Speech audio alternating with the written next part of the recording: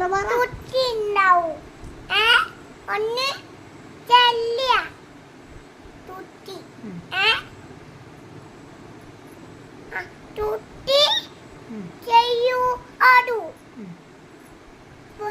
തട്ട തന്നെ പച്ചിപ്പൂടോ പെണ്ണുണ്ടാവും. പെണ്ണ് അണ്ണന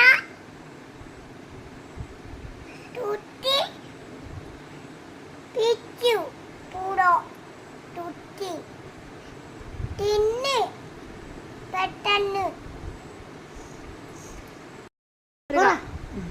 തുട്ടി ഉണ്ടാവും. ഒന്ന്